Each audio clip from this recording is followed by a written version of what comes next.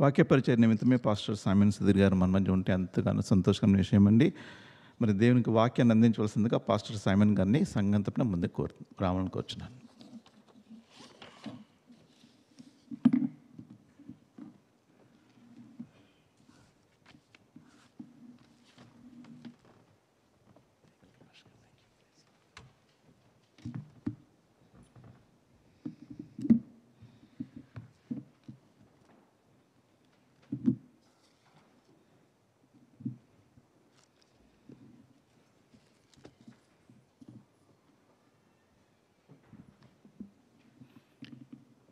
దేవుని పరిశుద్ధ నామానికి మహిమ కలుగునుగాక. దేవుని సన్నిధిలో మరి United Telugu Christ church New Jersey సంఘ సభ్యులందరికీ ప్రత్యేకమైన వందనాలు తెలియజేస్తూ ఉన్నాను. అలాగే తల్లిగారు శాంటి గారికి, అలాగే జేమ్స్ గారికి, డేవిడ్ గారికి ప్రత్యేకమైన వందనాలు. అలాగే సంఘ పెద్దలకు, మరి ఇంతగా మంచిగా నడిపిస్తున్న పెద్దలందరికీ కూడా ప్రత్యేకమైన వందనాలు. మరి ఈ 2 రోజులు కూడా హోస్ట్ ఫ్యామిలీగా ఉన్న మరి బ్రదర్ రతన్ గారికి, మరి సిస్టర్ గారికి, వారి పాపకు ప్రత్యేకమైన వందనాలు. So Christ covenant church Vizianagaram నుంచి నేను ఇక్కడికి రావడం జరిగింది. గత ఫిబ్రవరి 20న ఎయిమ్స్ అయోవాలో జరిగిన బిల్డ్ కాన్ఫరెన్స్ నిమిత్తము నేను ఇక్కడికి రావడం జరిగింది. ప్రతి ఏటా వచ్చి కొన్ని సంఘాల్లో వాక్యం చెప్పడానికి దేవుడు కృప చూపుతూ ఉన్నారు. మరి విజయనగరంలో మాకు కొన్ని సంఘాలు ఉన్నాయి. మరి మా తండ్రి గారు కూడా సుమారు 50 సంవత్సరాలకి పైగా పరిచర్యలో వారు ఉన్నారు. ఇప్పటికి పరిచర్య చేస్తూ ఉన్నారు. మేము కొన్ని సంఘాలను విజయనగరంలో, అలాగే వైజాగ్లో నడిపిస్తూ ఉన్నాం. దేవుడిచ్చిన ధన్యతను బట్టి దేవునికి మహిమ కలుగునుగాక. ఈ రీతిగా మిమ్మల్ని అందరినీ కలుసుకోవడం, సంఘములో నిల్చుని దేవుని యొక్క వాక్య సందేశం అందించడానికి ఇది కేవలము దేవుని యొక్క ప్రణాళికని, ఇది కేవలం దేవుని యొక్క ఉద్దేశమని నమ్ముచున్నాను. ఎంతమంది నమ్ముచున్నారు? ఓకే, ఎంతమంది నిజంగా సంతోషంగా ఉన్నారు ఒకసారి? ఓకే. చాలామంది ఏమనుకుంటారంటే లెంట్ సీజన్లో నవ్వకూడదు, లెంట్ సీజన్లో చాలా దిగాలుగా, చాలా ఏడుస్తూ, సో కొన్నిసార్లు ఈ 40 days so we will mourn like anything కదా. కానీ దేవుని యొక్క వాక్యంలో ప్రభువు చెప్పిన మాట, తన సిలువను అనుదినము every day we must take up our own cross and follow him.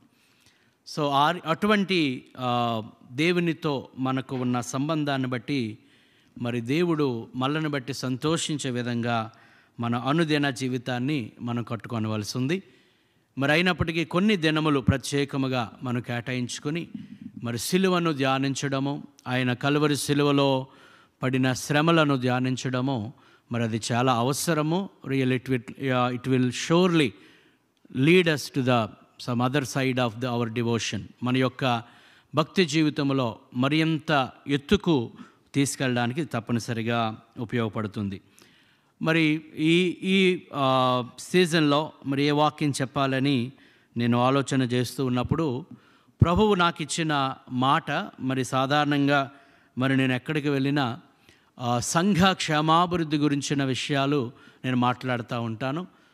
నేను నా యొక్క సంఘ పరిచర్య జరిగించుకుంటూ పరిసర ప్రాంతాల్లో ఉన్న అనేక మంది సేవకులకు, నాయకులకు సంఘ క్షేమాభివృద్ధి గురించిన వర్క్షాప్స్ నిర్వహిస్తూ, ముఖ్యంగా విలేజెస్లో అనేక మంది సేవకులకు సేవ చేయాలనే ఆశ, తపన, ప్యాషన్ ఉంటుంది. కానీ వారికి సరైన వాక్య తర్ఫీదు లేకపోవడం చూసి అటువంటి వారి యొద్దకు వెళ్ళి సంఘమును గుర్చిన విషయాలు చెప్పాలనే ఆశ. That is my vision and mission. అదే నా యొక్క ఆలోచన. దేవుడు నాకు ఇచ్చిన దర్శనము. ఆ రీతిగా కొనసాగుతున్నాం. అదే రీతిగా మీ ముందు కూడా అదే విషయాన్ని కొద్ది నిమిషాలు మీ ముందు ఉంచాలని నేను ఆశపడుతూ ఉన్నాను.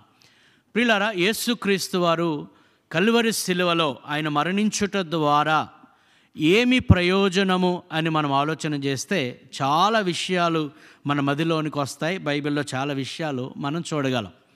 ఉదాహరణకి యేసుక్రీస్తు కల్వరి శిలువలో కార్చిన రక్తము ద్వారా మన పాపాలు క్షమించబడ్డాయి. నరకము నుండి, దేవుని ఉగ్రత నుండి మనం తప్పించబడ్డాము. పరలోక రాజ్యానికి వారసులుగా చేయబడ్డాము. పాపులమైన మనము నీతిమంతులుగా తీర్చబడ్డాము. దేవునితో సమాధానము లేని మనము దేవునితో సమాధానాన్ని మనం పొందుకొని ఆయనకు మనకు మధ్య, పతనమైపోయిన మానవులకు మధ్య సంబంధం ఏర్పడి పరమతండ్రి అయిన దేవుణ్ణి మనందరము కూడా అబ్బా తండ్రి అని మొరపెట్టుకునే భాగ్యాన్ని దేవుడు మనకిచ్చాడు. దేవుని స్తోత్రం కలుగును గాక. ఇలాగ సిలువ వలన మనకు కలిగిన ఫలము లేదా ఫలితము గురించి మనం ఆలోచన చేస్తే అనేకమైన అంశాలు మనం ధ్యానించవచ్చు. కానీ ఈరోజు మరి ముఖ్యముగా నేను ఆ సంఘము ఎదుట ఉంచవలసిన ఒక ముఖ్యమైన వాక్య భాగము అపోస్తుల కార్యములు 20వ అధ్యాయము 28వ వచనాన్ని ఆధారంగా చేసుకుని మరికొన్ని విషయాలు ఈరోజు మనం ధ్యానం చేద్దాము. మరి దయచేసి బైబిల్ ఉన్నవారు మరి ఎవరైనా ఒకవేళ బైబిల్లో వాక్యాలు తీస్తే తెలుగులో కానీ ఇంగ్లీష్లో కానీ చదివి సహాయం చేయవచ్చు. సో మనందరం కలిసి కొన్ని విషయాలు మనం నేర్చుకుందాం. అపోస్తుల కార్యములు 20వ అధ్యాయము 28వ వచనం. దేవుడు తన స్వరక్తమిచ్చి సంపాదించిన తన సంఘమును కాయుటకు పరిశుద్ధాత్మ మిమ్మును దేనియందు అధ్యక్షులుగా నియమించెనో ఆ యావత్తు మందిని గూర్చియు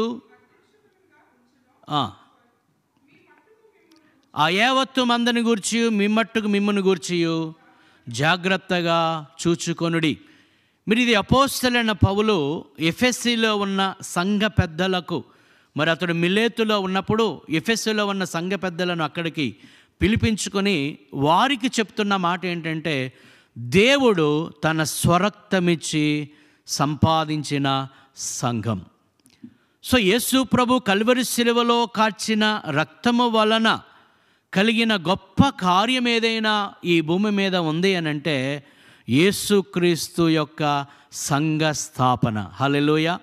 సో ఒకవేళ ప్రభువారు ఆయన కల్వరి శిలువలో ఆయన రక్తము చిందించి ఉండకపోతే, మన కొరకు ప్రాణము పెట్టి ఉండకపోతే ఈరోజు సంఘముగా కూడి మనం ఆయన ఆరాధించి ఉండేవారము కాదు. సంఘముగా కూడి సహవాసము చేసి ఉండేవారము కాదు. ఆయన తన పరిశుద్ధమైన రక్తమును చిందించాడు గనుకనే ఈరోజు సంఘము ఉనికిలోనికి వచ్చింది.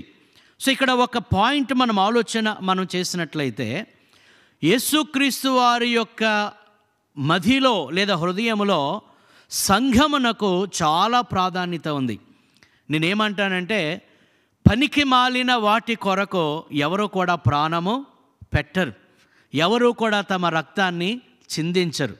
అంటే సంఘము కొరకు అనగా మన కొరకు ఆయన తన రక్తాన్ని చిందించి తన ప్రాణం పెట్టాడంటే ఆయన దృష్టిలో మనం ఎంత విలువైన వారమో. నమ్మిన వారు దేవునికి స్తోత్రం చెప్తారా? ఆయన దృష్టిలో మనం ఎంత విలువైన వారమో, ఆయన దృష్టిలో మనం ఎంత ఘనమైన వారమో.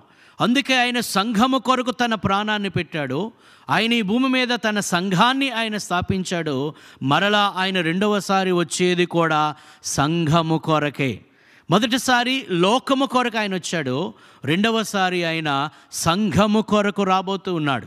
మొదటిసారి ఆయన పాపుల కొరకు ఆయన వచ్చాడు, రెండవసారి పరిశుద్ధుల కొరకు మాత్రమే ఆయన రాబోతూ ఉన్నాడు. దేవునికి స్తోత్రము. ఆ యొక్క గుంపులో నీవు నేను మనందరము ఉండుట అది గొప్ప భాగ్యం.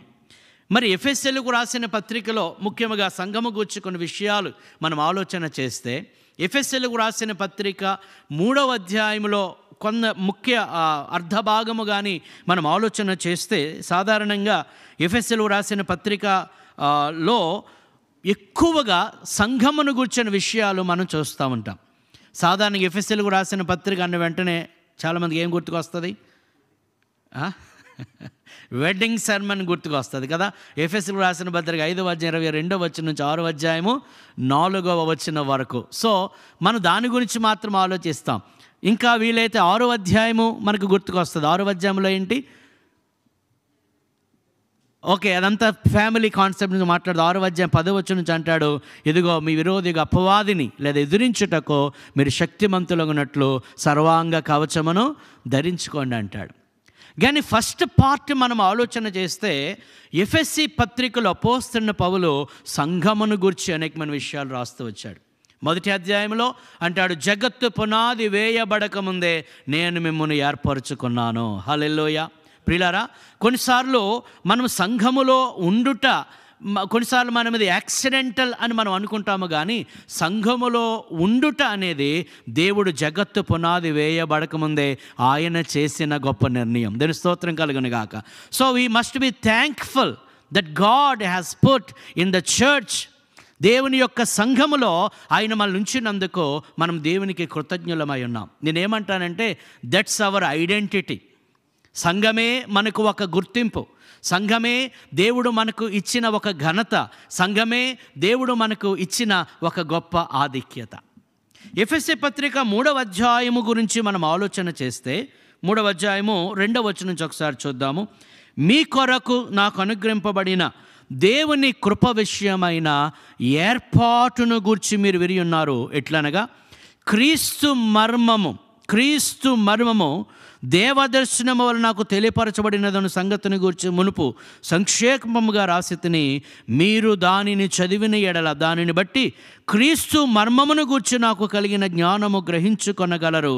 ఈ మర్మం ఇప్పుడు ఆత్మమూలముగా దేవుని పరిశుద్ధులకు అపోస్తలులకును ప్రవక్తలకును బయలుపరిచి ఉన్నట్లుగా పూర్వకాలముల యందు మనుషులకు తెలియపరచబడలేదు. ఆ మర్మమేదనగా. ఓకే, ఈ చదవబడిన వచనాలలో ఎక్కువగా మనం వింటున్న పదం ఏంటి? ఎవరైనా చెప్తారా అమ్మా? మర్మము, ద సీక్రెట్. ఇప్పుడు అపోస్తలుడైన పౌలు అంటాడు, ఈ మర్మం ఏదనగా.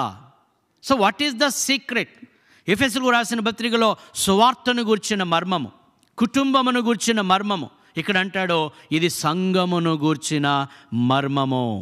ఇది అపోస్తలుడైన పౌలుకి దేవుడు రివీల్ చేసిన ఒక గొప్ప సీక్రెట్. అందుకే అంటాడు చూడండి 4వ వచనంలో, ఈ మర్మం ఏదనగా అన్యజనులు సువార్త వలన క్రీస్తు యేసునందు యూదులతో పాటు సమాన వారసులను, ఒక శరీరమందలి సాటి అవయవములను వాగ్దానములో పాలివారునై ఉన్నారున్నదియే. ఒకవేళ మీరు కొంచెం లోతుగా ఆలోచన చేస్తే అక్కడ దేని గురించి మాట్లాడాడంటారు పౌలు? ఈ మర్మం ఏదనగా అన్యజనులు సువార్త వలన క్రీస్తు యేసునందు యూదులతో పాటు సమాన వారసులు. ఏంటది? సంఘము. సో యూదులు అన్యజనులను చాలా నీచముగా, చాలా అసహ్యముగా చూసేవారు. జస్ట్ లైక్ డాగ్స్, ఒక కుక్కలలాగా చూసేవారు. ఇప్పుడు యేసుప్రభు ఏం చేశాడు? ఆయన కల్వరి శిలువలో ఆయన మరణించుట ద్వారా యూదులను అన్యజనులను ఆయన కలిపాడు. That is the church. హల్లెలూయా. అందుకే సంఘములో ఎటువంటి విధమైన భేదములు, ఎటువంటి విధమైన ఏమంటామంటే వ్యతిరేకతలు, లేకపోతే వేరు ఏర్పాటువాదం అనేది ఉండకూడదనే దేవుని యొక్క ఆలోచన.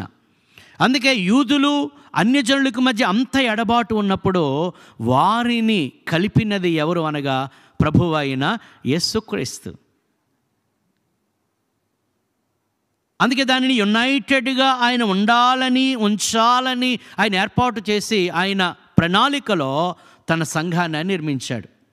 ఇది ఇంతకుముందు మర్మము, ఇప్పుడు అది పౌలుకి ఏం చేయబడింది?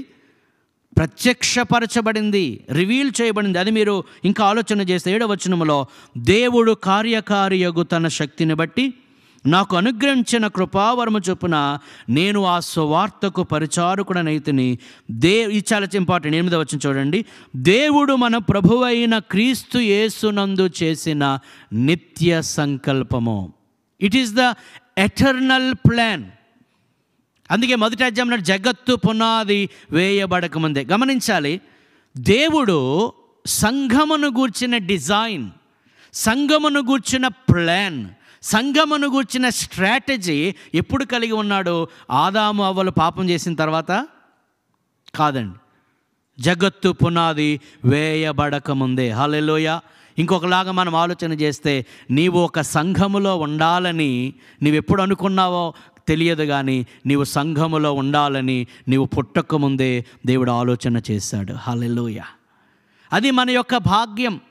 అందుకే ఒకసారి సంఘములోనికి మనం ప్రవేశించిన తరువాత ఎట్టి పరిస్థితులను బట్టి, ఎట్టి కారణములను బట్టి సంఘమునకు మనం బయటకు వెళ్ళే ప్రసక్తే ఉండకూడదు. ఎందుకనగా ప్రభువు నీవు సంఘములో ఉండాలని ఎప్పుడో ఆయన నిర్ణయించి ఆయన నిన్ను సంఘానికి నడిపించాడు. దేవునికి స్తోత్రం. అందుకంటాడు it is the eternal plan. దేవుడు తన నిత్య సంకల్పము చొప్పున, ఇంకా చూడండి గమని, పరలోకములో ప్రధానులకును, అందరూ ఆ వచనం దగ్గర ఉన్నారనుకుంటున్నాను, 11వ వచనంలో, పరలోకములో ప్రధానులకును అధికారులకును సంఘము ద్వారా తన యొక్క నానా విధమైన జ్ఞానము ఇప్పుడు తెలియబడవలనని ఉద్దేశించి శోధింపశక్యము కాని క్రీస్తు ఐశ్వర్యమును అన్యజనులలో ప్రకటించుటకును. మీరు దయచేసి ఆ వర్డింగ్స్ కొంచెం జాగ్రత్తగా వినాలని కోరుతున్నా. శోధింపశక్యము కాని క్రీస్తు ఐశ్వర్యమును అన్యజనులలో ప్రకటించుటకును సమస్తమును సృష్టించిన దేవుని యందు పూర్వకాలము నుండి మరుగైయున్న ఆ మర్మమును గూర్చిన ఏర్పాటు ఎట్టిదో అందరికీ తేటపరచుటకును పరిశుద్ధులందరిలో అత్యల్పుడనైన నాకు ఈ కృప అనుగ్రహించబడింది. హల్లెలూయా! ఎవరు చెప్తున్నారండి ఈ మాట? అపోస్తలుడైన పౌలు ఏమంటున్నాడు? ఇదిగో, I got the special revelation from the lord about the church. సంఘము గురించి దేవుడు నాకు ఈ కృప ఇచ్చాడు. ఇంకేమంటాడంటే, దేవుడు నాకు ఈ రెవల్యూషన్ ఇచ్చాడు కాబట్టి నేనేదో గొప్ప అవ్వట్లేదు. అక్కడ ఏమంటాడు చూడండి, పరిశుద్ధులందరిలో అత్యల్పుడనైన నాకు ఈ కృప అంటే. కొన్నిసార్లు మన తలాంతులను బట్టి, కొన్నిసార్లు మన వరములను బట్టి, కొన్నిసార్లు దేవుడు మనకి రెవల్యూషన్స్ బట్టి కొన్నిసార్లు మనం హెచ్చించుకుంటాము. కానీ పౌలు అంటాడు, పరిశుద్ధులందరిలో నేను ఎవరిని? అత్యల్పుడను. దీనికి స్తోత్రం కలుగును గాక. సో అక్కడ మనం గమనించవలసిన విషయం ఏంటంటే, ఈ మర్మము పూర్వకాలము నుండి మరుగై ఉన్నది, ఇప్పుడు నాకు దేవుడు బయలుపరు. జాగ్రత్తగా ఆలోచించారు. ఏంటి మర్మము? యూదులు అన్యజనులు దేవునికి సమాన వారసులు అవ్వడం. ఏంటది చెప్పండి? ఏంటది? చర్చ్, సంఘం. వెరీ గుడ్, సంఘం. అంచేత దేవుడు తన స్వరక్తమిచ్చి సంపాదించిన సంఘము విషయంలో మన ఆలోచన విధానము ఎలా ఉంది? కొద్ది విషయాలు ఈ మధ్యాహ్న సమయంలో మనం జ్ఞాపకం చేసుకుందాం. దేవుని యొక్క ఉద్దేశంలో సంఘము అంటే ఏంటి? చూడండి, ఒకసారి పిల్లలకి చర్చ్ అంటే ఏంటి అంటే వాళ్ళు ఏం చెప్తారు? వాళ్ళ మైండ్ పిక్చర్ ఏంటి? చర్చ్ అన్నవాడిని ఏం చెప్తారు వాళ్ళు? The place that we go and come. So మేము వెళ్ళే ఒక బిల్డింగ్, మేము అక్కడికి వెళ్తాము, వస్తాము. Actually the church is not the place where we go and come. The church is the family in which we belong to. హల్లెలూయా! ఇది దేవుని యొక్క ప్రణాళిక. ఈరోజు ప్రియులారా, క్రిస్టియన్డంలో, క్రైస్తవ్యంలో రోజు రోజుకి కూడా సంఘము పట్ల ఆలోచన అనేది వేరైపోతూ ఉంది. సంఘము అని అంటే నేనేదో ఒక వారానికి ఒకసారి వెళ్ళి నేను వచ్చేది కాదు, కానీ సంఘము అనగా it's my family, the family of families. దాని గురించిన కొన్ని విషయాలు మనం చేస్తే, నెంబర్ 1, మొదటిగా సంఘము అనగా అనేక కుటుంబముల కుటుంబము. ఈ కుటుంబాన్ని ఎవరు కడుతున్నారు? ప్రభువే కడుతున్నాడు.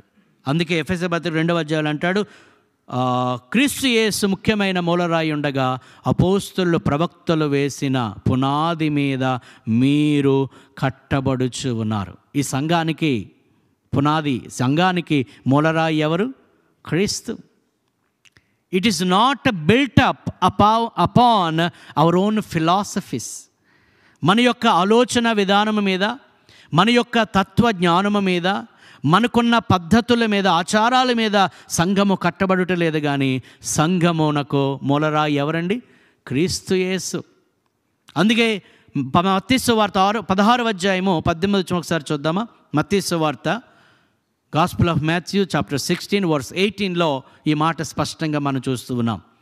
ఎవరైనా తీస్తే చదవండి.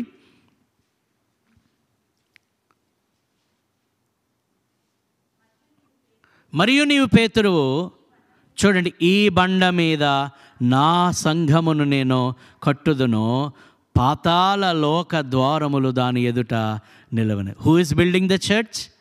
కొన్నిసార్లు మనం అనుకుంటాం సంఘాన్ని మన ఆలోచన విధానం బట్టి కట్టుకుంటాం అనుకుంటాం, కానీ actually we are not building the church, Christ is building the church. హల్లెలూయా.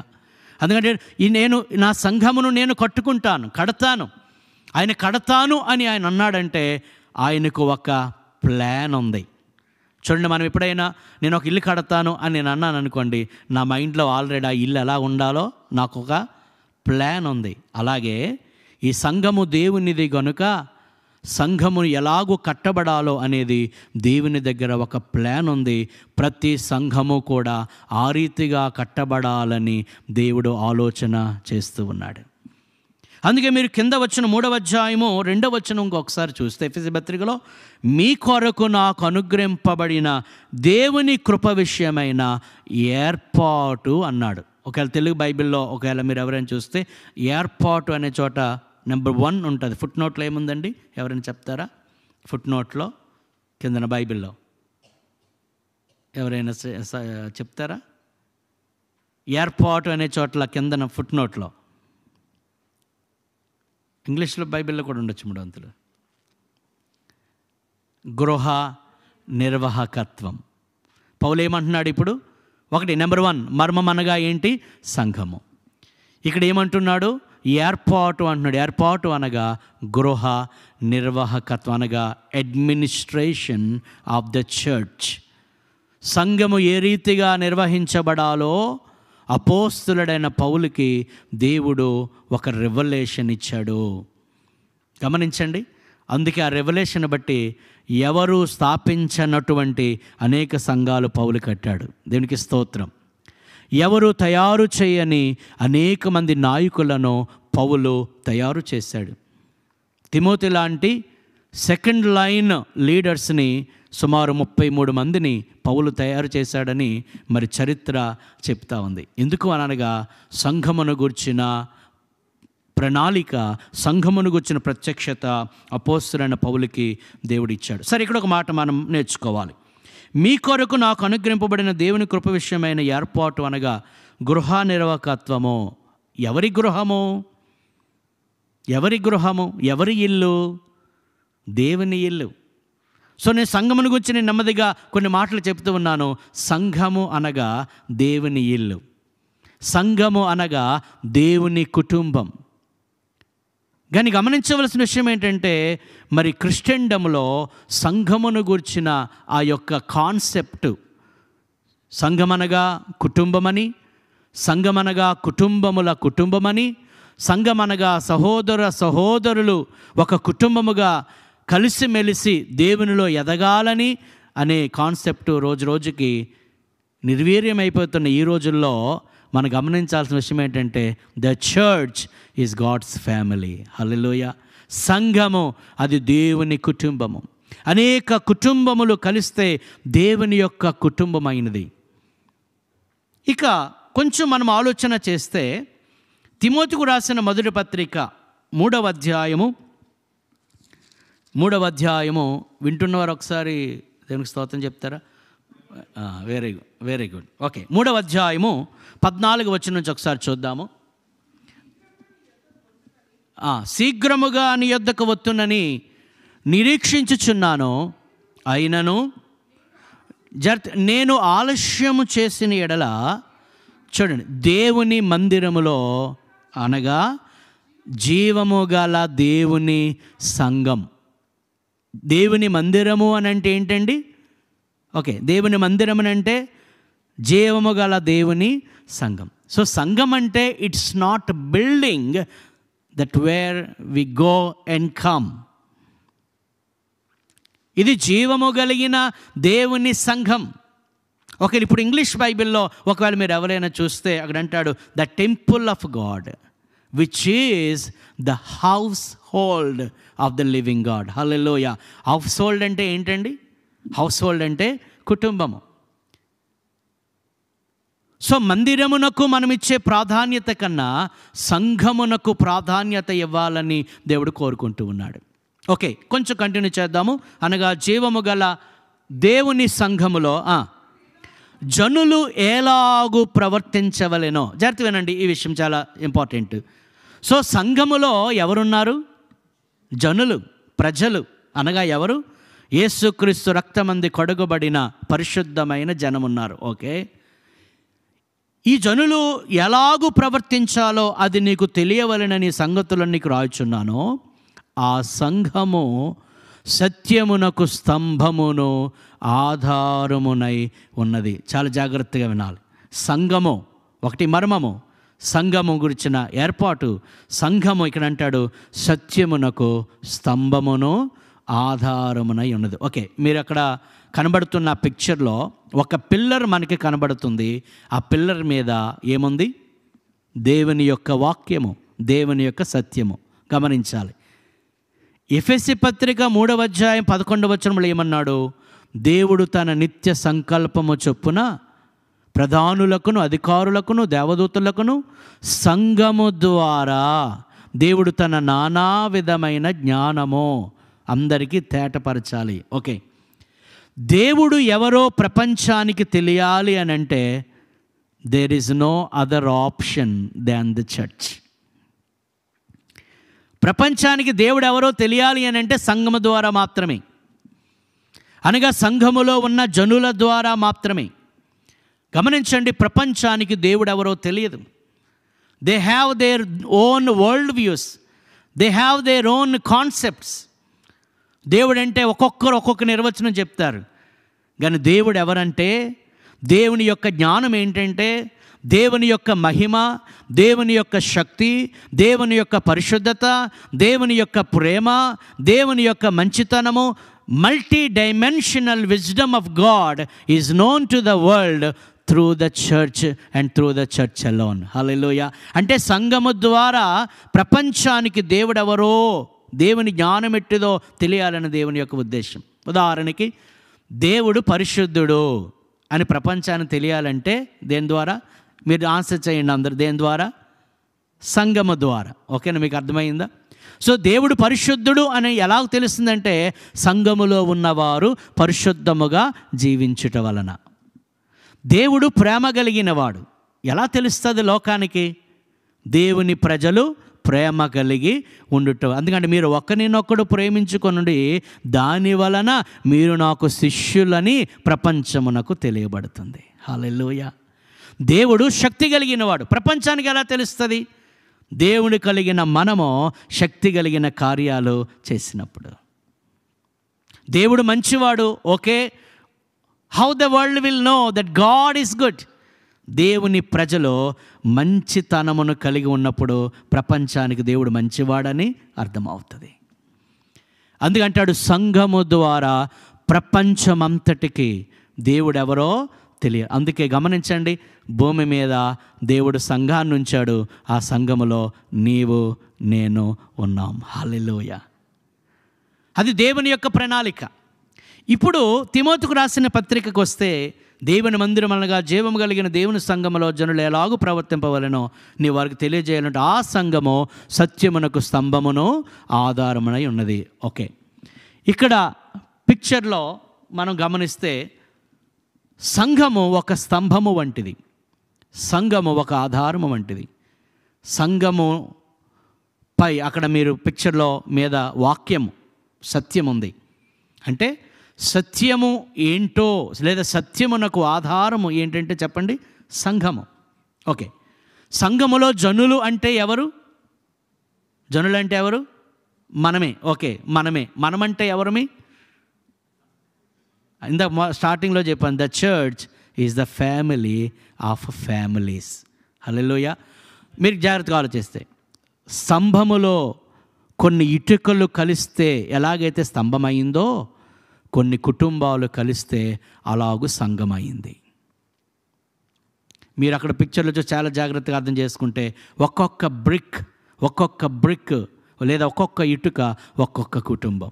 ఒకసారి ఆలోచన చేద్దాం. ఓకే, ఇప్పుడు ఆ కుటుంబంలో ఆ ఇటుకలలో కొన్ని ఇటుకలు బాగోలేదనుకోండి, కొన్ని ఇటుకలు చీలికలు వచ్చాయి అనుకోండి, కొన్ని ఇటుకలు ఏమంటాము కరిగిపోయాయి అనుకోండి, కొన్ని ఇటుకలు పాడైపోయాయి అనుకోండి, చివరికి ఏది బలహీనం అవుతుంది?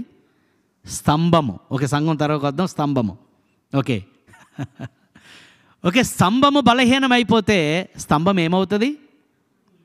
వెరీ గుడ్, మీరు అందరూ చాలా జాగ్రత్తగా వింటున్నారు. వెరీ గుడ్, మీకు మీరే అప్రిషియేట్ చేసుకోవాలి. సో ఇటుకలు బలహీనమైపోతే స్తంభము బలహీనమైపోతుంది కదా. అలాగే కుటుంబాలు బలహీనమైపోతే సంఘము బలహీనమైపోతుంది. చాలాసార్లు ఈ కాన్సెప్ట్ మన మదిలోనికి రాదు.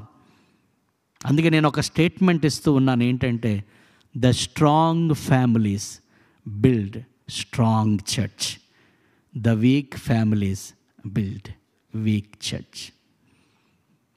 If the church, whether it is strong or weak, is dependent upon the families, how they are. ఈ సంఘమును కట్టుట కొరకే క్రీస్తు తన రక్తాన్ని చిందించాడు. ప్రభువా, నా పాపాలు క్షమించావు, నీకు వందనాలు అని ఆ కోణములో మాత్రమే కాక, అనేక కుటుంబమనే సంఘమును కట్టుట కొరకు ఆయన తన సొంత రక్తాన్ని కల్వరి శిలువలో ఆయన చిందించాడు. తిమోతికి రాసిన పత్రికలో కిందకు వచ్చేటప్పటికి ఈ పత్రికలో వృద్ధుల గురించి వ్రాసాడు. వృద్ధ పురుషులు, old men and older women and young women, young men కదా.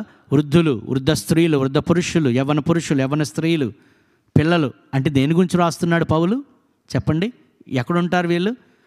ముసలి వాళ్ళు, యవ్వనస్తులు, పిల్లలు ఎక్కడుంటారు సాధారణంగా? ఫ్యామిలీలో. సో పౌలు ఏమంటున్నాడంటే, సంఘము అని అంటే మనం వెళ్ళే ఒక బిల్డింగ్ కాదు, సంఘం అనగా దేవుని కుటుంబం. ఆ పెద్ద కుటుంబంలో నీ కుటుంబము ఒక ఇటుక వంటిది. నీ కుటుంబ జీవితము బాగోకపోతే, అందుకే ఎఫెసీ పత్రికలో ఇందాక మనం 5వ అధ్యాయం 22 నుంచి 6వ అధ్యాయము 9వ వచనం వరకు చూస్తే, there was the order in the family designed by God. అది దేవుని యొక్క ఆర్డర్, అది దేవుని యొక్క స్ట్రాటజీ. భార్య భర్తకు లోబడి ఉండడం, భర్తలు భార్యలను ప్రేమించడం, పిల్లలు తల్లిదండ్రులకు లోబడి ఉండడం. ఓకే, ఇక్కడ ఒక మాట గమనించి, ఎఫెసీ పత్రిక 4వ అధ్యాయము 1వ వచనం ఒకసారి ఎవరైనా చదువుతారా? అలాగే ఎఫెసీ పత్రిక 4వ అధ్యాయము 5వ అధ్యాయము 4వ వచనం కూడా ఎవరైనా చదవండి. ఎఫెసీ పత్రిక 6వ అధ్యాయం 1వ వచనము, అలాగే 6వ అధ్యాయం 4వ వచనం. పిల్లలారా, ప్రభువునందు మీ తల్లిదండ్రులకు విధేయులై ఉండుడి, ఇది ధర్మమే. ఓకే, 4వ వచనము, మీ బైబిల్లో తండ్రులారా ఉందండి, లేదా తల్లిదండ్రులారా ఉందా? సాధారణంగా మనం ఏం చదివేస్తామంటే తల్లిదండ్రులారా, పిల్లలారా అన్నారు కాబట్టి ఇక్కడ ఏంటి? తల్లిదండ్రులారా అంటారు. కానీ అక్కడ ఏమన్నాడు తెలుసా? పర్టికులర్గా తండ్రులారా. నేనేమంటానంటే, how many fathers are teaching their children the word of God. చాలా కుటుంబాల్లో కుటుంబ ప్రార్థన లేదా ఫ్యామిలీ ప్రేయర్ చేసుకుందాం రండి అని ఎవరు పిలుస్తారు? ఫాదరా, మదరా? సాధారణమ్మా మదరే కదా. పిల్లలకి స్పిరిచువల్ విషయాలన్నీ పట్టించుకునేది ఎవరు? చెప్పండి, నిజంగా చెప్పాలి మరి.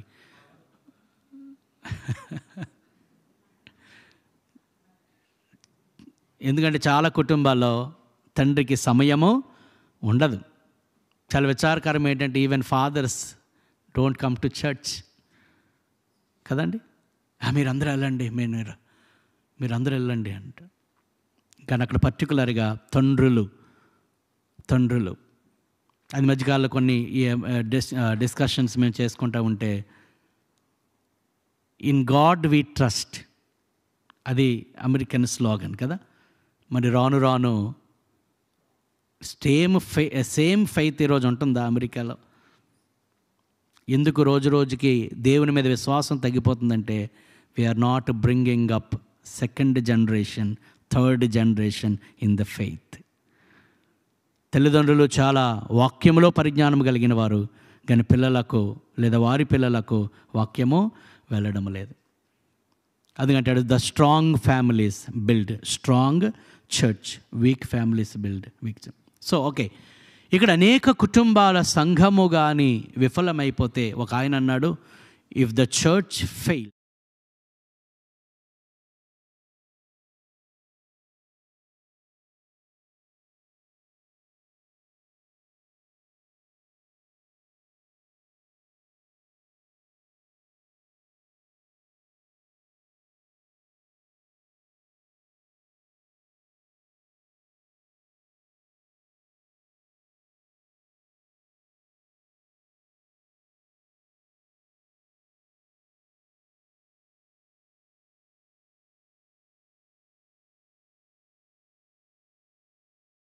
సంఘమైంది. హల్లెలూయా. గమనించాలి, సంఘం అంటే it is not just individuals. సంఘము అనగా it is the families. When the families come together, that is the church. So సంఘముగా, ఒక కుటుంబముగా caring, sharing, loving, eating together, playing together, that is the church. ఈ మధ్యకాలంలో నేను కాన్ఫరెన్స్కి వచ్చాను. అక్కడ ఒక పెద్ద ఆయన ఉంటారు, ఆమె జస్ట్ ఆయన అడిగారంట, సంఘం అంటే ఏంటి, చర్చ్ అంటే ఏంటి అని అడిగితే ఆమె ఏం చేసింది తెలుసా? వెంటనే పేపర్, ఆ పిక్చర్ నా దగ్గర ఉంది, వెంటనే ఆ పేపర్ తీసి ఆ పేపర్ మీద ఒక పిక్చర్ వేసింది. మీరు ఊహించి చెప్పండి ఏంటై ఉంటుంది ఆ పిక్చర్ అమ్మా? చర్చ్ అంటే చర్చ్ బిల్డింగ్ మీద సిలువ. ఓకే, ఇంకేమై ఉంటుంది? ఓకే, అది మీ ఊహ. ఇంకా పిల్లలు యవనస్తులు చెప్పండి, ఇంకేంటి? మమ్మీ, ఓకే, మమ్మీ డాడీ పిల్లలు. ఇంకా ఆమె ఏం పిక్చర్ వేసిందో తెలుసా? డైనింగ్ టేబుల్ చుట్టూ 6 మధ్యలో భోజనము, అది చర్చ్ అంట. హల్లెలూయా. అంటే ఆ పిల్లకి అర్థమైన విషయం ఏంటంటే, సంఘం అని అంటే కుటుంబము, కలిసిమెలిసి షేరింగ్, కేరింగ్ ఉన్నది. నేను అంటాను, ఈ కాన్సెప్ట్ ఈరోజు చాలామందికి అర్థం అవడం లేదు. We are coming and going, it's not the church God intended.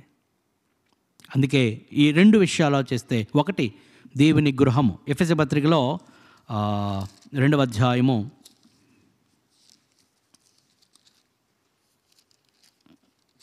19వ వచనంలో, కాబట్టి మీరిక మీదట పరజనులను పరదేశులను ఉండక పరిశుద్ధులతో ఏకపట్టణస్థులను దేవుని ఇంటివారునై ఉన్నారు. ఇంగ్లీష్ బైబిల్లో you are the household of God. దేవుని ఇంటివారు, దేవుని కుటుంబం. క్రీస్తు యేసే ముఖ్యమైన మూలరాయి ఉండగా అపోస్తులు ప్రవక్తలు వేసిన పునాది మీద మీరు కట్టబడి ఉన్నారు. ప్రతి కట్టడమును ఆయనలో చక్కగా అమర్చబడి ప్రభువునందు పరిశుద్ధమైన దేవాలయముటకు వృద్ధి పొందుచున్నది. ఆయనలో మీరు కూడా ఆత్మ మూలముగా దేవునికి నివాస స్థలమై ఉండుటకు కట్టబడుచున్నారు. The church where God dwells. సంఘములో ఎవరుంటారండి? దేవుడు. ఎందుకు? అది దేవునిది గనక. మీ ఇంట్లో ఎవరుంటారు? మీ ఇంట్లో మీరుంటారు. నా ఇంట్లో నేనుంటా, దేవుని ఇంట్లో దేవుడు ఉంటాడు. సో ఇంకా కొన్ని చాలా విషయాలు ఆలోచిస్తే, సంఘం ఎందుకు భూమి మీద ఉంది అనగా, దేవుని నానా విధమైన జ్ఞానం ప్రపంచానికి తెలియడానికి. సంఘం ఎందుకు ఉంది అనగా, మత్తయి సువార్త, నేను కొంచెం త్వరగా కొన్ని మాటలు చెప్పి ముగిస్తాను. మత్తయి సువార్త 28వ అధ్యాయము 18వ చివరి వచనంలో కొన్ని మాటలు ఉన్నాయి. అది that's called great commission. Great commission ఏమన్నాడు? మీరు వెళ్ళి సమస్త జనులను శిష్యులనుగా చేయండి. ఓకే, ఎంతమందికి గ్రేట్ కమిషన్ కంటతా వచ్చి ఉండొచ్చు? Okay, that's assignment for today. మీ నెక్స్ట్కి వచ్చినప్పుడు మీ పెద్దలకు చెప్పండి. ఓకే, గ్రేట్ కమిషన్, సమస్త జనులను శిష్యులనుగా చేయుడు. తండ్రి యొక్కయు కుమారుని యొక్కయు పరిశుద్ధాత్మ నామంలోనికి వారికి బాప్తిస్మం ఇచ్చుచు, నేను ఏ సంగతులను మీకు ఆజ్ఞాపించుతున్న వాటన్నిటినీ గైకొనవలెనని ఆజ్ఞాపించుడి. ఓకే, ఇది గ్రేట్ కమిషన్. సమస్త జనులు శిష్యులుగా తయారు కావాలి. God wants everyone to be the follower but not the fans కదా. ప్రపంచంలో క్రీస్తుని అభిమానించేవారు చాలామంది ఉన్నారు, కానీ ప్రభు అభిమానులను కోరుకోవటం లేదు, ప్రభువు అనుచరులను కోరుకుంటున్నాడు. ప్రభువుకి ఫ్యాన్స్ అవ్వడం అవసరం లేదు, ప్రభుకి ఎవరు కావాలి? ఫాలోవర్స్ కావాలి. అందుకే ప్రభు అన్నాడు అనుచరులను తయారు చేయండి అనలేదు, శిష్యులను తయారు చేయండి. గ్రీకులో మ్యాథటెస్ అనే పదం ఉపయోగించబడింది డిసైపుల్కి. అనగా ఏంటంటే ఈ ఫాలోస్ ద మాస్టర్. అతడు తన నాయకుడిని వెంబడిస్తాడు. కొంచెం ఆలోచన చేద్దాం. ఇక్కడ గ్రేట్ కమిషన్లో ఏమన్నాడు? శిష్యులను తయారు చేయండి అన్నాడు కదా. శిష్యులను తయారు చేసే క్రమం ఏంటి అక్కడ? ఓకే, చాలామంది లేడీస్ ఉన్నారు ఇక్కడ. ఓకే, బిర్యానీ చేయాలి అని అంటే మెయిన్ హెడ్డింగ్ ఏంటి? బిర్యానీ చేయుట. ఓకే, స్టెప్స్ ఏంటి? ఏం చేయాలి? Very good. ఎవరో అన్నారు ముందు ఏమంటాం కంటైనర్ ఏమంటాం దాన్ని, అది పెట్టేయాలంట. అది పెట్టిన తర్వాత ఏం చేస్తారండి? సెట్ గారు బాగా చెప్పారు, ఫస్ట్ ఇంగ్రీడియంట్స్ అన్నీ సమకూర్చుకోవాలి కదా. సో తర్వాత మిగతావన్నీ ఏముంది, స్టెప్స్ ఉన్నాయి. ఇప్పుడు ప్రభు ఇచ్చిన శిష్యులను తయారు చేయండి అనడానికి స్టెప్స్ ఏంటి? 1, సువార్త ప్రకటించండి. 2, నమ్మిన వారికి బాప్తిస్మం ఇవ్వండి. 3, బాప్తిసం పొందిన వారికి గ్రేట్ కమిషన్, నేను ఏ ఏ సంగతులను మీకు ఆజ్ఞాపించుతున్నో వాటన్నిటినీ గైకొనవలెనని వారికి బోధించండి.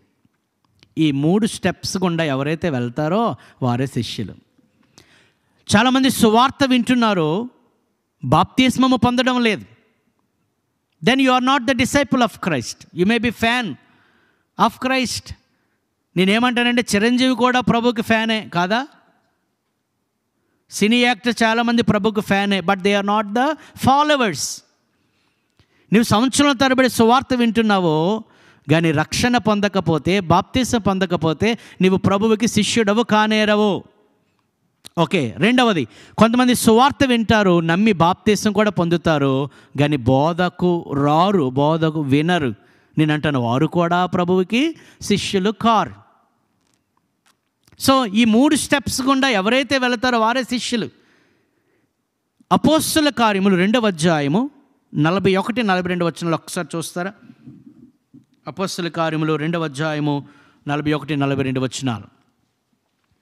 త్వరగా మీరు త్వరగా చదివితే నేను త్వరగా ముగించేస్తాను. కాబట్టి అతని వాక్యం అంగీకరించిన వారు బాప్తీసం పొందిరి. ఆ దినమందు ఇంచుమించు 3,000 మంది చేర్చబడిరి. ఓకే, 42 కూడా చదవండి అమ్మా. వీరు అపోస్తలుల బోధ యందును సహవాసమందును రొట్టె విరుచుట యందును ప్రార్థన చేయుట యందును ఎడతెగక ఉండి. సో ఓకే, ఈ 2 వచనాల్లో ఇందాక మనం మాట్లాడుకున్న 3 స్టెప్స్ కనబడ్డాయా? ఎవరైనా ఒకసారి, మీరందరూ జ్ఞానవంతులు కదా, ఒకసారి 3 స్టెప్స్ అని కనబడ్డాయి ఇందులో. అతని వాక్యం, ఎవరి వాక్యము? పేతురు గారు చెప్పిన వాక్యం. ఎవరిది? క్రీస్తుది. క్రీస్తును గూర్చిన సువార్త వాక్యం విన్నారా? ఓకే. 2, విన్నవారందరూ వెరీ గుడ్, బాప్తిసం పొందారా? 3,000 మంది బాప్తిసం పొందారు.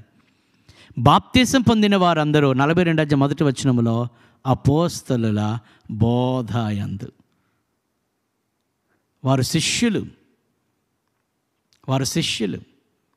ఇది ఇక్కడ ఒక పాయింట్ గమనించాలి. వారు బోధింపబడాలి అని అంటే, బోధించబడడానికి, బాప్తిసం పొందడానికి మధ్యలో మరొక స్టెప్ ఉంది. అది ఎవరని చెప్తారా? 3,000 మంది చేర్చబడిరి. దేనిలోనికి? Very good, సంఘములోనికి. దాని అర్థం ఏంటి? If you are not in the church you cannot be disciple of Christ. వారు చేర్చబడిన తరువాత ఏమి ప్రారంభమైంది?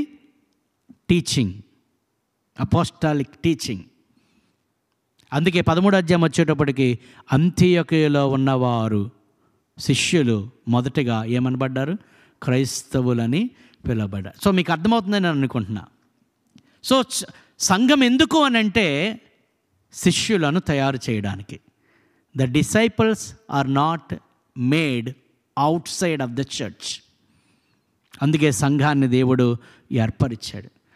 మీరు అపోస్తుల కార్యం అంతా చదివితే అపోస్తులైన పౌలు సువార్తను ప్రకటించడము, నమ్మిన వారికి బాప్తిస్మం ఇవ్వడము, అక్కడ సంఘమును స్థాపించడము, ఆ సంఘమునకు బోధించి ఆ సంఘములో ఏం చేశాడండి? శిష్యులను తయారు చేశాడు. దేవునికి స్తోత్రం కలుగును గాక. శిష్యులు అంటే ఎవరు? యజమానుని పోలినవారు, నాయకుని పోలినవారు. అది గలతీయులకు రాసిన పత్రికలో 4వ అధ్యాయంలో అపోస్తలుడైన పౌలు అంటాడు, ఇదిగో క్రీస్తు స్వరూపము మీ యందు ఏర్పడు వరకు నాకు మరల ప్రసవ వేదన కలుగుచున్నది. హల్లెలూయా. These kind of leaders are needed today in the church. నాకు ప్రసవ వేదన, మరలా ప్రసవ వేదన అంటాడు. అంటే ఆల్రెడీ నాకు బర్త్ పెయిన్స్ ఆల్రెడీ ఒకసారి అయింది. ఏంటది? మిమ్మల్ని కనడానికి, సువార్త ద్వారా మిమ్మల్ని కనడానికి, సువార్త ద్వారా మీ ఆత్మలు సంపాదించిన ఎంతో ప్రసవ వేదన పడ్డా. ఇప్పుడు అంటాడు మరలా నాకు ప్రసవ వేదన. అంటే నువ్వు రక్షణ పొందినతో అయిపోలేదు. రక్షణ పొందిన నీవు క్రీస్తు స్వరూపములోనికి రావాలి. హల్లెలూయా. క్రీస్తును పోలి నడుచుకోవాలి. అందుకే పౌలు అంటాడు కదా, నేను క్రీస్తును పోలి నడుచుకున్నాను, మీరు నన్ను పోలి నడుచుకోండి. ప్రియులారా, ఈరోజు క్రీస్తును పోలి నడుచుకునే ప్రజలు దేవునికి కావాలి. అది ఎక్కడ తయారవుతారంటే చెప్పండి? సంఘములో. దీని స్తోత్రం కలుగును గాక. ఇంకా పాయింట్కి ఆలోచిస్తే సంఘము గురించిన ఇంపార్టెన్స్ నేను మాట్లాడుతున్నాను. నేను ఆల్మోస్ట్ ముగింపులోకి వచ్చాను. 42వ వచనములో అపోస్తలుల బోధ యందును, సహవాసమందును, రొట్టె విరుచుట యందును, ప్రార్థన చేయుట యందును ఎడతెగక ఉన్నారు. ఓకే, ఇక్కడ మరొక ప్రశ్న. నేను ఒక బైబిల్ టీచర్, అందుకే ప్రశ్నలు అని ఉంటే మీకు అర్థమై ఉంటుంది ఈ పాటికి. ఈయనెవర్రా బాబు ఇన్ని ప్రశ్నలు వేస్తున్నారు మీరు అనుకోవచ్చు, కానీ but this is the way that we all can learn together. Hallelujah. Okay, ఎడతెగక ఉండడము అంటే అర్థం ఏంటి? ఎల్లప్పుడు అంటే దాని అర్థం చర్చిలోకి వచ్చేసి ఇంకా అక్కడ ఉండిపోవడమా? ఎడతెగక ఉండడం అంటే అర్థం ఏంటి? కంటిన్యూస్లీ. ఓకే, ఇంకా నిత్యము. ఓకే, సో దాని ట్రాన్స్లేషన్ కదా. ఓకే, నిత్యము. ఇంకా ఇంగ్లీష్ బైబిల్లో చాలా అద్భుతంగా రాశాడు, they devoted themselves. They devoted దేనికి? సంఘానికి డివోటెడ్ అయిపోయారు వారు. సో డివోటెడ్ అంటే చాలామంది వాడి చదువుకు డివోట్ అయిపోయాడు రా, లేకపోతే ఆడు ఉద్యోగమే పనిరా ఆడికి అంటారు కదా. అలాగే వీరు దేనికి డివోట్ అయిపోయారంట చెప్పండి? అర్థమైతే చెప్పండి. సంఘానికి. అపొస్తలుల బోధ, సహవాసం, రొట్టె విరుచుట, ప్రార్థన ఇవి ఎక్కడ ఉంటున్నాయి? సంఘములో. అంటే సంఘానికి వారు డివోట్ అయిపోయారు. They devoted themselves. జాగ్రత్తగా వినండి, వారు సంఘము యొక్క విలువను గ్రహించారు. ప్రభువు ఎంత విలువైనది కాకపోతే సంఘం కొరకు ఆయన ప్రాణం పెడతాడు. So we also have to give the importance and priority to the church.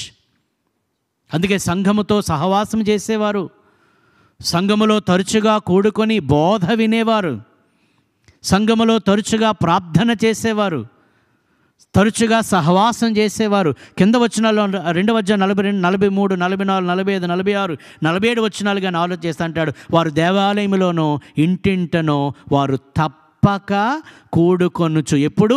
అనుదినము కదా. Every day they use to gather together in the houses. ఒకవేళ ఇక్కడ ఆలోచన చేస్తే ప్రతిరోజు వారు కూడుకుంటున్నారు అని అంటే వారికి ఉద్యోగాలు లేవు, కుటుంబాలు లేవు, పిల్లలు లేవు, పిల్లలు లేరు, వారు ఎవరికి పెళ్ళిళ్ళు కాలేదు. అంతేనా? దాని అర్థం ఏంటంటే అవన్నీ వారికి ఉన్నాయి, but they have given the central priority to the church. హల్లెలూయా. అందుకే వారు క్రీస్తును పోలి నడుచుకోగలిగారు.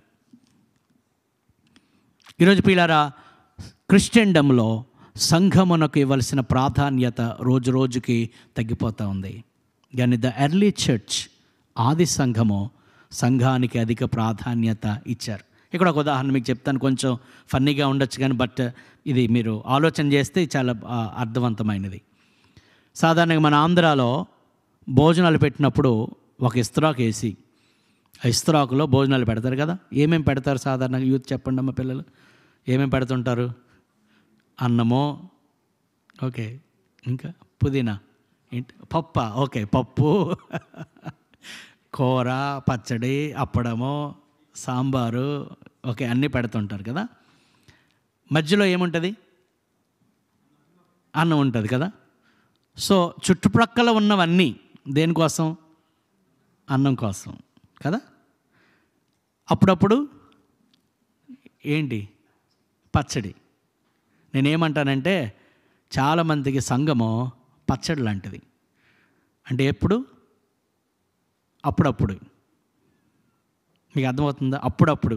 బర్త్డే అప్పుడు, మ్యారేజ్ డే అప్పుడు, హౌస్ వార్మింగ్ సెరమనీ అప్పుడు, లేకపోతే ఏదైనా సెలబ్రేషన్ అప్పుడు, కొంతమంది క్రిస్మస్ అప్పుడు, కొంతమంది గుడ్ ఫ్రైడే అప్పుడు, కొంతమందికి ఈస్టర్ అప్పుడు. అంటే అకేషనల్లీ అన్నమాట. ఒకవేళ ఏ డేకి కూడా సంఘము గుర్తుకు రాకపోతే ఒక్క డే మాత్రం తప్పనిసరిగా సంఘము కావాలి. ఎప్పుడు? Somebody should bury as no. కానీ ఆది సంఘం అలా కాదు. ద మీల్, అదే వారికి భోజనం. అంటే జాగ్రత్తగా వినండి, మిగతావన్నీ వారికి సెకండరీ. వారి ఉద్యోగము, వారి యొక్క పిల్లలు, వారి యొక్క ఎడ్యుకేషను, వాట్ ఎవర్ బిజినెస్, అవన్నీ secondary. They have given not just first priority but the central priority. అందుకే ఒక మాట ఇంగ్లీష్లో చక్కగా ఉందండి, డివోటెడ్. తెలుగులో దానికి ట్రాన్స్లేషను అంకితం. అంటే దేనికి అంకితం అయిపోయారట చెప్పండి? సంఘానికి. హల్లెలూయా. నేను అంటాను, అటువంటి వారు ఈరోజు సంఘములో కావాలి. దేవుడు వారి ద్వారా కార్యాలు చేయాలని ఆయన అనుకుంటున్నాడు. 120 మంది ఉండేవారు, 3000 మంది అయ్యారు. చూడండి ఆ సీక్వెన్స్. 1వ అధ్యాయంలో 120 మంది, 2వ అధ్యాయంలో 3000 మంది, 4వ అధ్యాయంలో 5000 మంది యాడ్ అయ్యారు, 6వ అధ్యాయంలో ప్రజల సంఖ్య విస్తరిస్తుంది, లెక్కకు విస్తరిస్తుంది, అంటే కౌంట్లెస్. 9వ అధ్యాయంలో సంఘములు యోదయ, సమరయ, గలిలయ ప్రాంతములంతటా విస్తరిస్తున్నాయి కదా. తర్వాత 16వ అధ్యాయం 5వ వచనం వచ్చేటప్పటికి సంఘములు విశ్వాసమందు స్థిరపడి అనుదినము లెక్కకు విస్తరిస్తున్నాయి. ఎందుకో తెలుసా? వారు సంఘమునకు డివోట్ అయిపోయి దేవుని కొరకు ఘనమైన కార్యాలు వారు చేశారు. So the importance of the church. నేను ఒకటే ఈరోజు సందేశం ఏంటి అనగా, క్రీస్తు సంఘానికి అధిక ప్రాధాన్యత ఆయన ఇచ్చాడు. కానీ దాని కొరకు ఆయన ప్రాణం పెట్టాడు, దాని కొరకు తన సర్వస్వాన్ని దారిపోసాడు. మరలా ఆయన వచ్చేది కూడా మరలా ఎవరి కోసము? సంఘము కోసమే. అటువంటి పరిస్థితుల్లో నీ మనస్సులో, నీ హృదయంలో, నీ జీవితంలో సంఘము స్థానం ఎక్కడ? సంఘము గురించిన ఆలోచన ఎప్పుడు మనకు వస్తుంది? వారి గురించి నేను అనుకుంటా, ఒకవేళ వారి గుండె మీద స్టెతస్కోప్ పెడితే వారి గుండె ఏమని కొట్టుకుంటుంది? డబ్బు అని కాదు, కొంతమంది డబ్బు అని కొట్టుకుంటుంది. కానీ వీరి గుండె మాత్రమో చర్చ్ చర్చ్ చర్చ్. హల్లెలూయా. అందుకే వారు చివరికి సంఘము కొరకు హతసాక్షులైపోయేటట్టుగా జీవించారు. దీని స్తోత్రం కలుగునుగాక. పిల్లారా, ఈరోజు క్రిస్టియన్డమ్లో సంఘము యొక్క ప్రాధాన్యత రోజు రోజుకి తగ్గిపోతున్న ఈ దినములలో నీవు నేను సంఘమును ప్రేమించాలి, సంఘానికి ప్రాధాన్యత ఇవ్వాలి, సంఘానికి అంకితం అవ్వాలి. The church should not be in the last position. సంఘము ఒక చివరి స్థానంలో వీలైతే అయితే కాదు, కానీ సంఘమే మన ఊపిరిగా, సంఘమే మన ప్రాణముగా ఉండాలని దేవుడు కోరుకుంటూ ఉన్నాడు. చివరికి ఒక మాట ముగిస్తాను. ఏ సంఘములైతే మనం ఉంటున్నామో ఆ సంఘ క్షేమాభివృద్ధి కొరకు మనందరము పని చేయాల్సి ఉంది. నీ కుటుంబ అభివృద్ధి కొరకు నువ్వు ఎలాగూ పని చేస్తున్నావో, ప్రయాసపడుతున్నావో, సంఘ క్షేమాభివృద్ధి కొరకు నీవు పని చేయాల్సి ఉంది, కష్టపడాల్సి ఉంది, ప్రయాసపడాల్సి ఉంది. సంఘము వృద్ధి చెందుట కొరకు ఒకే ఒక సూత్రము. ప్రభు అన్నాడు, సర్వలోకమునకు వెళ్ళి సర్వ సృష్టికి సువార్త ప్రకటించండి. చూడండి, 3000 మంది రక్షణ పొందడానికి కారణం ఏంటి? పేతురు ప్రకటించిన సువార్త. నేనేమంటానంటే, the most neglected commandment of God today in క్రిస్టియన్డమ్ is preaching the gospel. అన్ని ఆజ్ఞలు పాటిస్తాం, టైత్ ఇచ్చేస్తాం, ఆదివారం గుడికి వచ్చేస్తాం, మిగతావన్నీ పాటించేస్తాం. కానీ మీరు నాకు ఆన్సర్ ఇవ్వద్దు. కానీ ఈ వారంలో, ఈ వీక్లో మీలో ఎంతమంది కనీసం ఒక్కరికైనా సువార్త ప్రకటించారు? జవాబు ఇవ్వద్దు అన్నాను, బట్ థింక్. ఈ వారంలో మీలో ఎవరైనా ఒక్కరికి సువార్త ఉండి ఉండొచ్చు, కానీ ఎంతమందికి సువార్త మీరు ప్రకటించారు? ఒకరు ఈ వారం కాకపోతే ఒక నెల తీసుకుందాం. రెండవ ప్రశ్న, నీ ద్వారా ఎంతమంది రక్షణలోనికి నడిపించబడ్డారు? చూడండి, ఇంకో సంఘం నుంచి ఈ సంఘం నడిపించడం పెద్ద ఈజీ కాదండి. I'm not talking about that. పూర్తిగా అన్యజనులైన వారికి సువార్తను ప్రకటించి నీ ద్వారా ఎంతమంది సంఘములోనికి రాబడి. Where as the early church, చెప్పని చాలా విషయాలు ఉన్నాయండి, నేను ముగిస్తున్నా. Whereas in the early church, every member of the church is not just a member of the church, they are all the ministers of the gospel. Hallelujah. ఆ సంఘములు అందరూ కూడా సువార్త ప్రకటించేవారే. ఫిలిప్ ఎవరండి? ఫిలిప్ అంటే ఈ సంఘంలో ఫిలిప్గా ఉన్నారు నాకు తెలియదు, కానీ మామూలుగా ఫిలిప్ ఎవరండి? అపొస్తలుల కార్యంలో ఆహారము వడ్డించుటకు ఏర్పాటు చేయబడిన ఒక పరిచారకుడు. వెరీ గుడ్, పరిచారకుడు, ఆహారం వడ్డించడానికి. ఎవరికి సువార్త ప్రకటించాడు? ఒక నపుంసకునికి. ఎవరికి సువార్త ప్రకటించాడు? ఒక మంత్రికి. ఎవరికి సువార్త ప్రకటించాడు? అతని దేశానికి, అతని ప్రాంతానికి చెందని మరొక వ్యక్తికి. చాలా విచిత్రం. ఇతడు అపోస్తలుడు కాదు, ఇతడు పాస్టర్ కాదు, ఇతడు ఒక బిషప్ కాదు, ఇతడు కేవలము ఆహారము వడ్డించుటకు ఏర్పాటు చేయబడిన పరిచారకుడు. మనం ఏమనుకుంటామంటే సువార్త ప్రకటించే పని నాది కాదు, అది పాస్టర్స్ది, ఎల్డర్స్ది, లేదా బిషప్స్ది, అపోస్తలుది కాదండి. ప్రభు ఎవరికి ఆజ్ఞాపించాడు? మీరు సర్వలోకమునకు వెళ్ళి సర్వ సృష్టికి సువార్త. విచిత్రం ఏంటో తెలుసా? ఫిలిప్పు సువార్త ప్రకటించినందువలన ఇథియోపియాకు చెందిన మంత్రి అయిన వాడు మాత్రమే కాక సువార్త ఇథియోపియాకు వెళ్ళిపోయింది. హల్లెలూయా. ఒకవేళ ఇథియోపియాలో ఎవరైనా రక్షణ పొందారంటే క్రెడిట్ ఎవరిది? ఫిలిప్ది. 8వ అధ్యాయం వచ్చేటప్పటికి, చెదిరిపోయిన వారు సువార్త వాక్యము ప్రకటించుచు సమరయ దేశములు యందు వారు సంచరించాడు అంటాడు. చెదిరిపోయిన వారు ఎవరు? అపోస్తలు యెరూషలేములో ఉండిపోయారు. చెదిరిపోయిన వారు సాధారణ విశ్వాసులు. అటువంటి హింసాత్మకమైన పరిస్థితుల్లో కూడా వారు సువార్తను ప్రకటించి ఆత్మల అందుకే the church multiplied like anything. గమనించండి, సంఘ క్షేమాభివృద్ధి కొరకు ఇంకేవీ కాదు, కానీ సువార్త ప్రకటన ద్వారానే సంఘము నానాటికి క్షేమాభివృద్ధి చెందుతుంది. దీని స్తోత్రం కలుగును గాక. వారు ప్రకటించినది ఏ సందర్భంలో? హింసలు కలుగుతున్న వేళలో. అప్పటికే అనేక మందిని చంపేసిన వేళ. జస్ట్ బిఫోర్ అధ్యాయం మనం చూస్తే అప్పటికే స్టీఫెన్ని చంపేస్తారు రాళ్ళతో కొట్టి. అటువంటి పరిస్థితుల్లో కూడా సువార్తను ఆపలేదు. మీరేమనుకోకపోతే మనం ఒకసారి ఆలోచన చేసి, ప్రియులారా, దేవుడు మనకు అన్నీ అనుగ్రహించాడు. We are in the comfort zone. అన్నీ మనకు ప్రభు ఇచ్చాడు. ఒక ఇల్లు ఇచ్చి ఉండొచ్చు, కుటుంబం కలిగి ఉండొచ్చు, మంచి ఉద్యోగం ఉండొచ్చు, ఒకవేళ మంచి శాలరీ మీకు రావచ్చు, మంచి పొజిషన్లో మీరు ఉండొచ్చు. అయినా ఈ సువార్తను మనం ప్రకటిస్తున్నామా? ప్రభు అది అందుకంటే నేను the most neglected commandment of God in today's క్రిస్టియన్డమ్ is preaching the gospel. ఇది ప్రభువు ఆజ్ఞ అని కొన్నిసార్లు మనం మర్చిపోతున్నాం. సో ప్రియ సంఘమా, ఏ సంఘము కొరకు ప్రభువు రక్తం చెందించాడో, ఏ సంఘములో నిన్ను నన్ను ఉంచాడో, ఆ సంఘ క్షేమాభివృద్ధి కొరకు నీవు నేను పాటుపడాలని ప్రభువు కోరుకుంటున్నాడు. చివరికి ఒక మాట ముగిస్తా. సంఘం ఎందుకు భూమి మీద ఉంది అని అంటే, ఎఫెసీ పత్రిక 4వ అధ్యాయం 12-13 వచనాలు అంటాడు, పరిశుద్ధులు సంపూర్ణులగునట్లు. హల్లెలూయా. పరిశుద్ధులు ఏమవ్వాలి? పరిపూర్ణులు అవ్వాలి. They must become perfect. Just they are holy, they are sanctified once, but they should become perfect like Christ. హల్లెలూయా. క్రీస్తులాగా నీవు నేను మారాలంటే సంఘము ద్వారా మాత్రమే. అందుకే సంఘములో నాయకులను ప్రభు ఇచ్చాడు.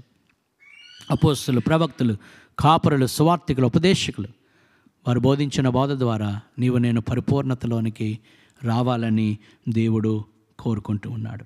సంఘం అనగా క్రీస్తు శరీరము. శరీరంలో నీవు నేను అవయములే ఉన్నాము. Everybody has a role to play. We are not just come and go people, but we have the role to play. గమనించండి, శరీరములో ఉన్న ఏ అవయవము కూడా యూజ్లెస్ అనేది ఏమీ లేదు. Every part of body has some work. అలాగే సంఘం అనే శరీరంలో నీకు ఒక పని ఉంది. ప్రభువుని అడగండి, ప్రభువా సంఘములో నా పని ఏంటి? నేను కేవలం వచ్చి వెళ్ళిపోయేటట్టుగా ఉండాలా? సంఘములో నా పని ఏంటి? నా పాత్ర ఏంటి?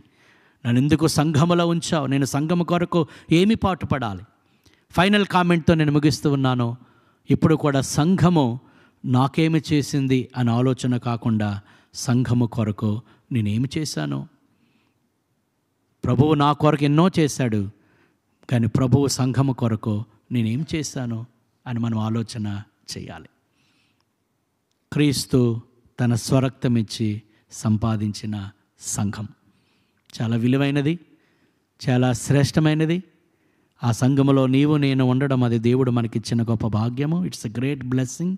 That's our identity. ఆ సంఘము కొరకే ప్రభువు రాబోతూ ఉన్నాడు. ఆ సంఘమును మనము కూడా ప్రేమిస్తూ సంఘ క్షేమాభివృద్ధి కొరకు పాటుపడుచు సువార్తను ప్రకటిస్తూ అనేక నూతన ఆత్మలను, నరకమునకు పోతున్న ఆత్మలు అంటాడు సామెతల గ్రంథం, నాశనమందు పడుటకు జోగుచున్న వారిని నువ్వు రక్షింపవా? ఎంతోమంది నాశనానికి వెళ్ళిపోతూ ఉంటే ప్రియులారా, అనేక మందిని రక్షించి సువార్తను ప్రకటించి రక్షించవలసిన బాధ్యత దేవుడు మన మీద ఉంచాడు. ఒక ఉదాహరణ చెప్పి ముగిస్తా. ఒక రైల్వే ట్రాక్ మీద ఒక ఆయన మరణించాలి లేదా ఆత్మహత్య చేసుకోవాలని ఆలోచన చేస్తున్నాడు. ట్రైన్ కోసం ఎదురు చూస్తున్నాడు. ఓకే, ఎదురుగా ఇంకొక వ్యక్తి ఉన్నాడు. అంతలోనే ట్రైన్ వచ్చింది, అతడు చనిపోయాడు. ఓకే, ఇప్పుడు ఎదురుగా చూస్తున్న వ్యక్తిని చుట్టుపక్కల అప్పుడే మూగిపోతారుగా జనాలు. ఎదురుగా ఉన్న వ్యక్తిని అంటే పక్కన ఇదంతా చూస్తున్న వ్యక్తిని ఏమని అంటారు? ఊహించి చెప్పండి అమ్మా. రక్షించాల్సింది కదా అంటారు. ఓకే, అది స్మూత్గా చెప్పారు. ఓకే, ఇంకా ఏం చేస్తున్నావు నీవు అంటారు. ఇంకా అసలు నీకు దుందా అంటారు. అసలు నీవు, అమ్మ మీరు బాగా అందిస్తున్నారమ్మా, వెరీ గుడ్. అసలు నీవు మనిషివేనా అంటారు. ఇంకా నీకేమైనా కళ్ళు అంటారు. ఓకే, నెత్తికెక్కలేదు కానీ పోయే అంటారు. అవునా కాదా? ఎందుకు?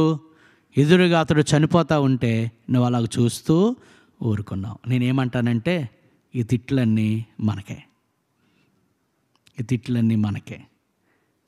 At your doorstep there are many people are going to hell, but we are just keeping quiet, not preaching the word of the gospel. వారికి నీవు నేను ఉత్తరవాదమే. గమనించండి, నీ ప్రక్కనున్న ఇంటి వారు రక్షణ పొందకుండా ఒకవేళ నరకానికి వెళ్ళిపోతే ఇంకెవరిని దేవుడు లెక్క అడగడు, నీకే. ఎందుకంటే నీకు వారికి మధ్య సంబంధమును బట్టి.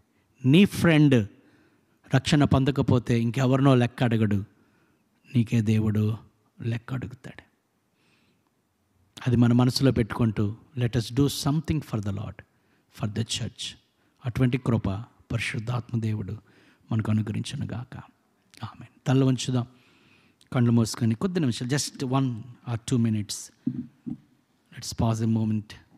అందరూ కూడా నోరు తెరచి, ప్రభువా ఈరోజు సంఘము యొక్క ప్రాముఖ్యత గురించి మాతో మాట్లాడావు. అవి మేము గమనించి గ్రహించి, నువ్వే సంఘము కొరకు ప్రాణం పెట్టావో, ఏ సంఘము విలువైనదిగా ఎంచావో ఆ సంఘమును మేము కూడా విలువైనదిగా ఎంచాలి. అది మా ప్రయారిటీ లిస్ట్లో ఎక్కడో ఉండకూడదు. That must be in the centre, and we must do something great for the Lord, for the church. అటువంటి కృప మాకు ఇవ్వండి అయ్యా, అటువంటి కృప మాకు ఇవ్వండి. నేను అనేక మందికి సువార్తను ప్రకటించి అనేక ఆత్మను రక్షించే కృప నాకు ఇవ్వండి. అటువంటి కృప ఇవ్వండి, సహాయం చేయండి. పిల్లల ఆది సంఘము హింసాత్మకమైన పరిస్థితులలో కూడా సువార్త ప్రకటించుట ఆపలేదు. ఈరోజు దేవుడు మనకన్నీ కూడా కంఫర్ట్గా ఉండుటకు అన్నీ సమకూరుస్తూ ఉన్నాడు. అయినా మన సువార్త ప్రకటిస్తున్న అయ్యో మన ఎదురుగా అనేక మంది ప్రజలు నరకమునకు పోతూ ఉండగా వారికి సువార్త ప్రకటించవలసిన బాధ్యత మన మీద ఉంది. We have to fulfill the great commission that God has commanded to each and every one of us. Commit చేసుకుందాం, ప్రార్థన చేసుకుందాం.